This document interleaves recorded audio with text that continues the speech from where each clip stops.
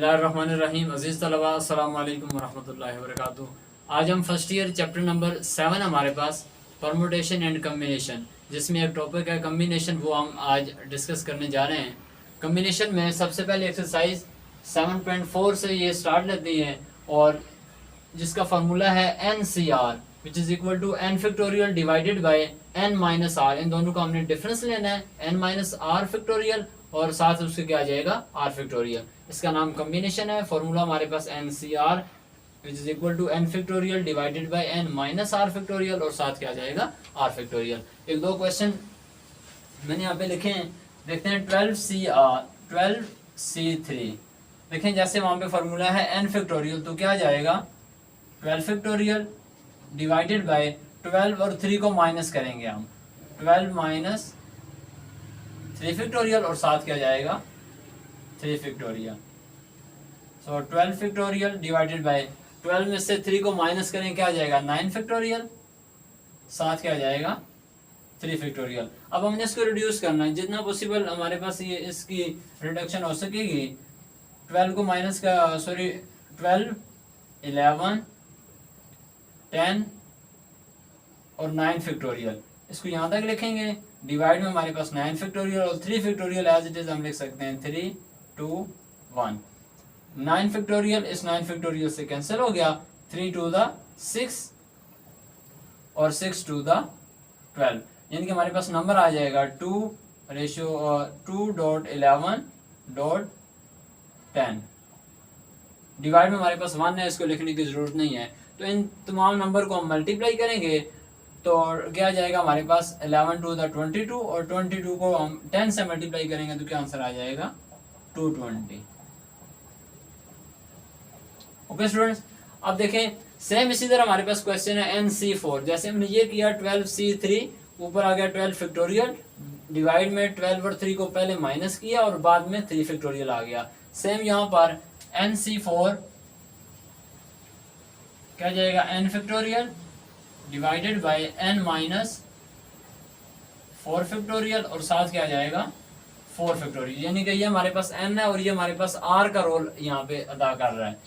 तो अब n को हम रिड्यूस कर सकते हैं यहाँ से, n into n minus 1, n minus 2, n minus 3 और n minus 4 factorial divided bye n minus 4 factorial और साथ क्या जाएगा 4 फैक्टोरियल। ये देखें n माइनस 4 फैक्टोरियल ये कैंसिल हो जाएगा, बाकी जो वैल्यूज बच जाएंगे वो हमारे पास आंसर में आ जाएंगे। क्या जाएगा n into n minus 1, n minus 2, n minus 3 divided by 4 factorial लिख लें, या हमारे पास 4 को रिड्यूस करके लिख लें, तो एक ही बात है, ये हमारे पास आंसर आ जाएगा। क्लियर है जी स्टूडेंट्स? देखिए हमारे पास क्वेश्चन है NC5 is equal to NC4। तो फॉर्मूला हमने यहाँ पे ये वाला यूज करना है कि NCR is equal to NCN minus R by using formula. अब देखिए मैं इसकी लेफ्ट हैंड साइड ले रहा हूँ, NC5 किसके इक्वल आ जाएगा NCN माइनस 5। तो हमारे पास क्वेश्चन क्या है, as NC5 is equal to NC4 है, तो by using equation 1 by using equation 1, equation 1 में NC5 किसके इक्वल है, NCN माइनस 5 के, वो हम यहाँ पे लिखेंगे is equal to NC4। Now by comparing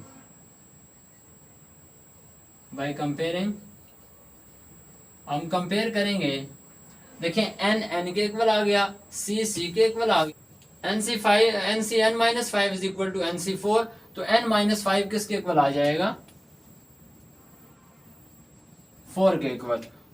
इसको हमने इसके साथ कंपेयर किया, लिहाजा n is equal to 4 plus 5, so n is equal to 9। ये हमारे पास आंसर आ जाएगा। ठीक है, अगेन देख लें, हमारे पास ये फॉर्मूला मौजूद है, तो r यानी कि 5 था which is equal to NCN minus r की जगह क्या आ गया 5। इसको यहीं पे छोड़ दें, इसको आप कह दें इक्वेशन नंबर 1। और उसके बाद आपने क्या करना है, दोबारा से क्वेश्चन लिखना नीचे, इसकी राइट साइड को मैंने वैसे लिख दिया, जबकि जो लेफ्ट साइड NC5 उसकी जगह मैंने ये वाली वैल्यू पुट कर दी, एन सी एन माइनस 5। अब इसको कंपेयर करेंगे तो जो चीज़ें इक्वल आ जाती हैं उसको हम कंपेयर नहीं करते, जो इक्वल नहीं होती उनको हम कंपेयर लेते हैं। सो एन माइनस 5 किसके इक्वल आ गया 4 के, -5 उधर जाके +5, so n is equal to 9। ये क्वेश्चन है सेम यहाँ पे देखें, बाय यूजिंग फार्मूला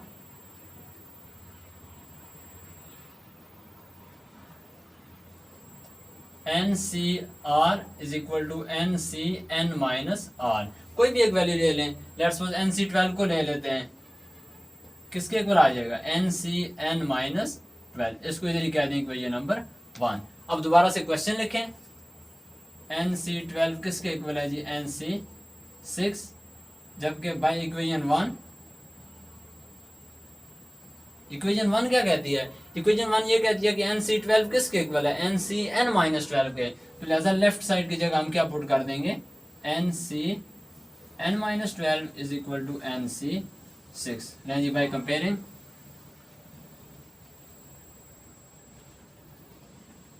कंपेयरिंग किया तो n minus 12 is equal to 6। So n is equal to 6 plus 12, n is equal to 18। ये हमारे पास आंसर आ जाएगा। Clear students?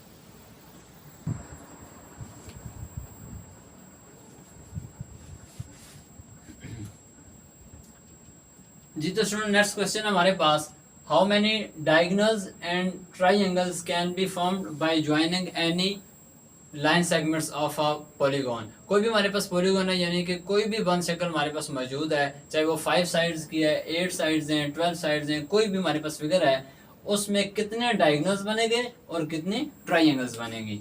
अब देखें, सबसे पहले हमारे पास क्वेश्चन है 5 साइड। हम लिखेंगे एज वी नो, तो अब ये देखें, लेट्स सपोज मैं यहाँ पर एक डायग्राम भी बना लेता हूँ।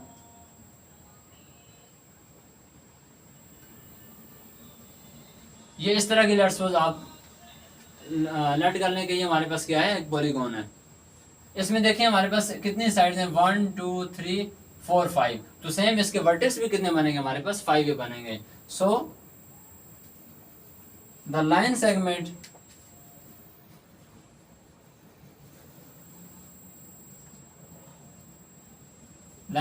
by joining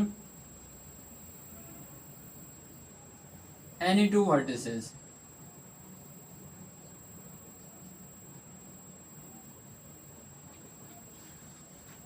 अब देखें, as we know a polygon has 5 vertices, जिससे कितने वर्टिसेस होंगे हमारे पास 5 है। और जबकि जो लाइन सेगमेंट है bye joining any two vertices, किसी भी दो वर्टिसेस जो है ना, कि किसी लाइन सेगमेंट के किसी भी दो वर्टिसेस को अगर हम आपस में ज्वाइन करें तो हमारे पास कितने लाइन सेगमेंट्स बनेंगे।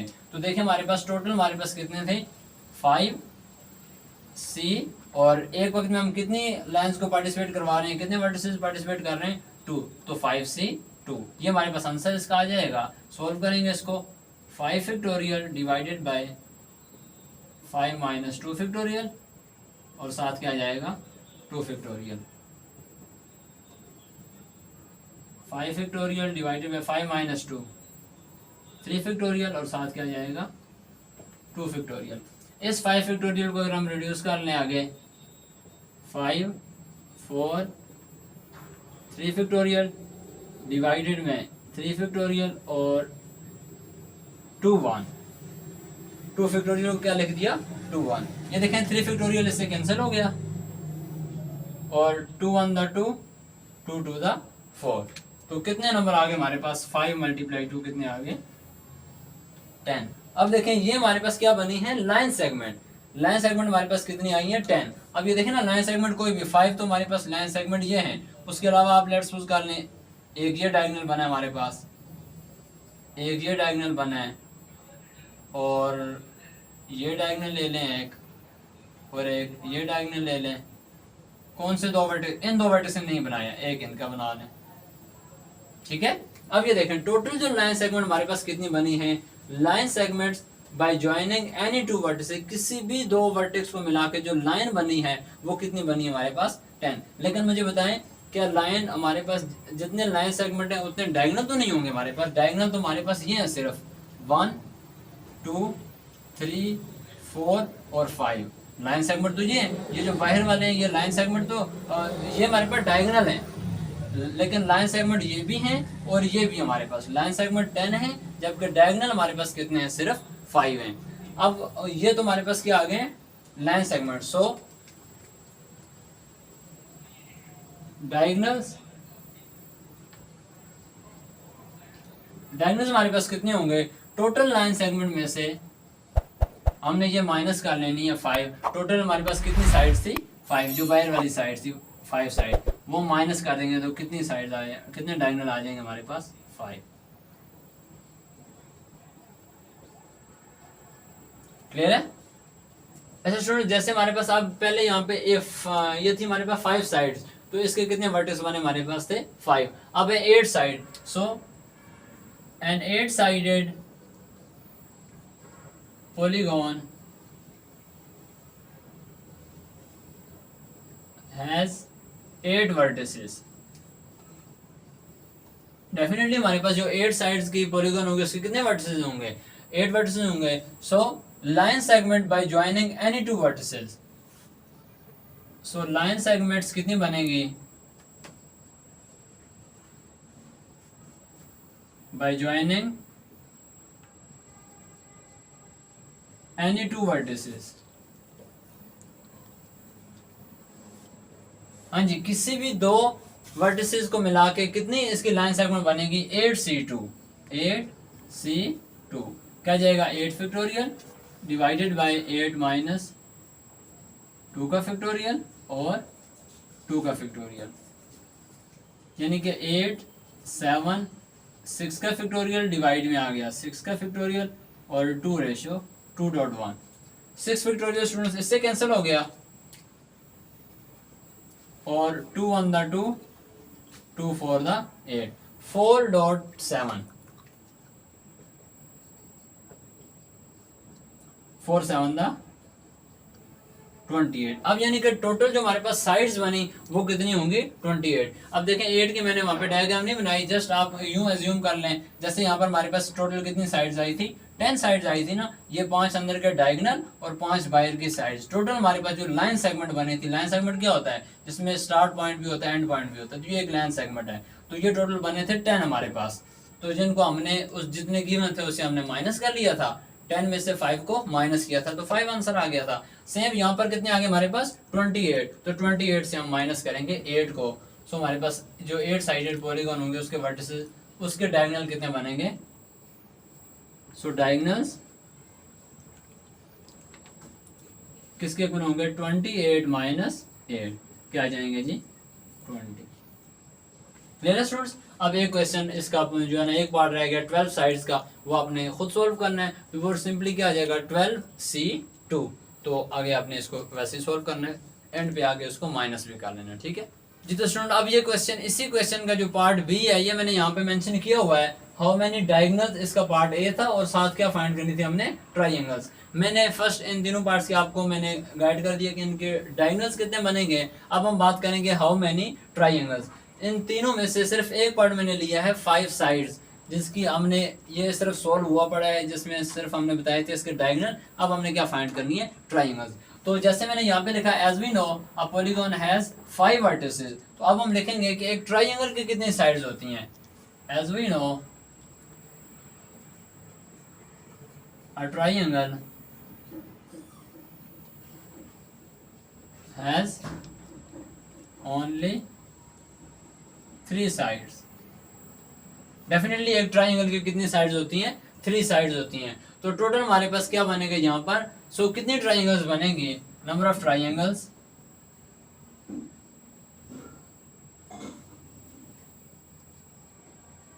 जी, कितनी ट्राइंगल्स हमारे पास बनेगी, टोटल कितनी साइड्स थी 5, ये हमारे पास n आ गया, ये कॉम्बिनेशन c की वैल्यू c आ गया, और r हमारे पास क्या आ जाएगा, 3 आ जाएगा, 5c3। लेकिन इसी को हम यूज करेंगे 5 फैक्टोरियल डिवाइडेड बाय 5 माइनस 3 का फैक्टोरियल और साथ क्या आ जाएगा 3 फैक्टोरियल। सॉल्व करें इसको, 5 माइनस 3 क्या होता है 2 फैक्टोरियल, 3 फैक्टोरियल, तो ऊपर 5 फैक्टोरियल को हम रिड्यूस कर देंगे 3 फैक्टोरियल का जी। सॉल्व करें इसको, ये से कैंसिल, तो 2 फैक्टोरियल भी क्या बनेगा 2.1 ही, यानी कि 2 1 द 2, 2 2 द 4, तो 5 2 द 10 ट्राइंगल्स।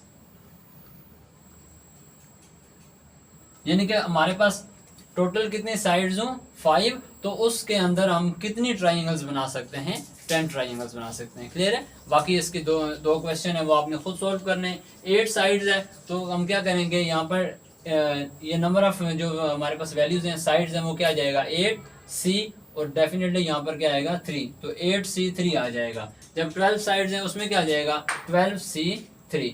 देखें ना, जब हम डायगोनल फाइंड करते थे उसमें थोड़ी सी मुश्किल थी, हमने एंड पे माइनस भी करना होता था। इसमें ऐसा नहीं है, क्योंकि ट्राइंगल देखें जिस तरह भी और ट्राइंगल्स यहाँ पे हमारे पास क्रिएट हो जानी है।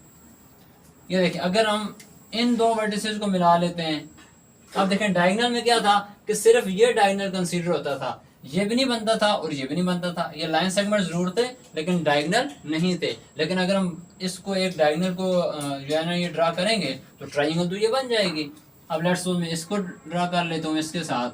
अब देखें ना ये डायगोनल तो एक हुआ, लेकिन इन दो साइड्स ने मिलके इसके साथ क्या बना दी ट्राइंगल बना दी। डेफिनेटली इसने इसके साथ ट्राइंगल बना दी, इसने इसके साथ और इसने इसके साथ। तो ये टोटल जो नंबर ऑफ ट्राइंगल्स बनेगी वो हमारे पास कितनी बनेगी 10 ट्राइंगल्स बनेगी। ठीक है, उम्मीद करता हूँ आपको समझा चुकी होगी। बाकी इंशाल्लाह मिलते हैं नेक्स्ट वीडियो में एक नेक्स्ट लेक्चर के साथ। ओके, अल्लाह हाफिज़।